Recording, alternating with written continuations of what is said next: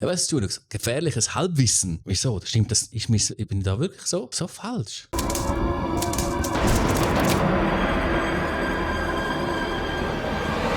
Bubble Deutsch hat vor 2 Jahren wirklich ein Video rausgehauen, das heisst, kannst du diese schweizerdeutsche Wörter erraten? Das sind ja keine Schweizer dahinter, sondern Deutsche. Wo schweizerdeutsche Wörter kommen, bin ich gespannt, was das für schweizerdeutsche Wörter sind und ob ich die überhaupt auch kenne.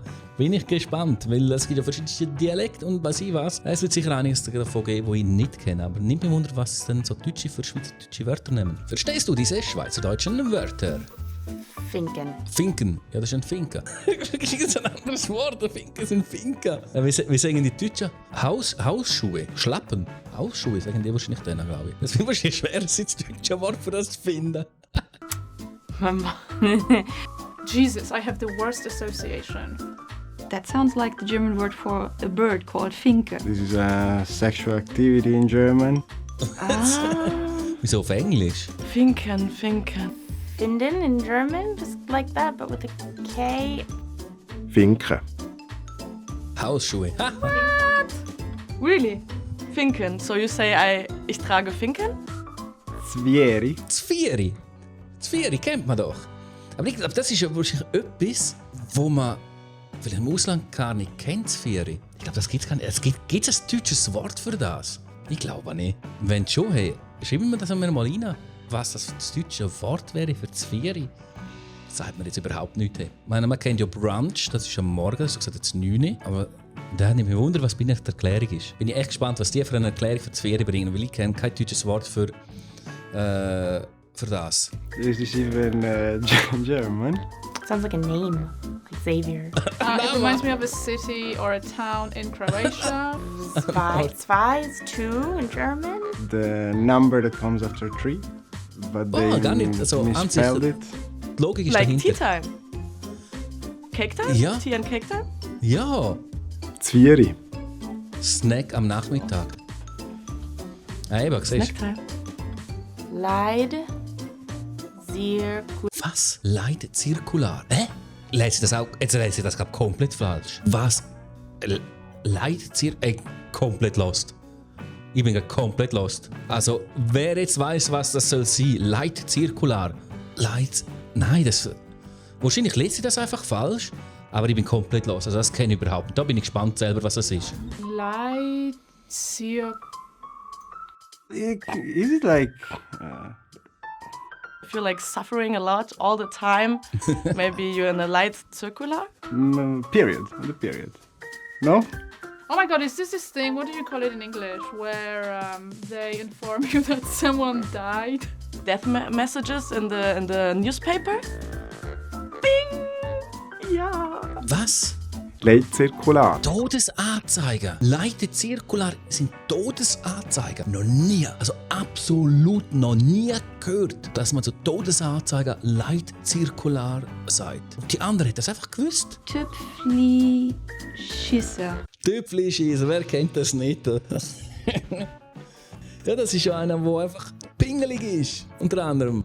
Einer, der wirklich auf jedes auf Tüpfli-Schießen. Das ist schon schwer, um das so Wörter zu erklären. Da bin ich auch, ehrlich gesagt, was ich mal sagen, lost. Also lost in den Chat rein für das. Um das nicht können erklären. Ich bin nicht mehr gespannt, jetzt, was die anderen so denken oder was dann genau die Erklärung ist für das Hochdeutsche. Someone who's sitting on a pot and like... Typschisser. Typfli. Is it something to eat, maybe? Shit of an animal or something, or swearing words then? Paying attention to the detail, like in German you say Klugscheißer. Ja. Tüpfli-Schiesser. Hitzki. Hitzki ist ja logisch, Schluck auf. Also, anderen Begriff kenne ich nicht auf Hochdeutsch. I would pronounce it Hitzki. It reminds me of Hitza, meaning it's hot. Like, warm in German. Das ist klar, das Wort Hitze. And G Hitze. makes me think about the point, like the G-spot. I know that one. That means I'm hot. It's a very small hot oven. Ah, I know. Yeah. Ja, If someone wirklich. sneezes, then you say Hitzki. Ah, no. Fast. Hitzki. Schluck auf, eben. Klar. I don't even hiccup like that. I don't do that sound. That's wrong. Just Swiss people do that. Okay, fine. Okay, Ein Münchi. Wobei, Münchi Gibt es nicht je nach Dialekt zwei verschiedene Bedeutungen? Also für mich ist ein München ein Schmatzer. Aber ich meine, es gibt bei irgendeinem Dialekt, gibt es ja nicht, dass ein München auch ein Ding kann sein, ein Gurzli, also ein Keks. Ich meine, bin aber nicht ganz sicher. Bin mir nicht ganz sicher. Für mich ist ein München ein Schmatz, aber ich glaube, in einem gewissen Dialekt ist es auch ein Gurzli. Maybe. Munchie, I'm thinking like, I don't know, ice cream. So it's small mouth, baby's mouth. Munchie make me think about, you know, those kind of like very bad mustache. Like, Sounds like mouse, lips, tongue, something. is it like something that that stays in your teeth? It's like, you have a Munchie.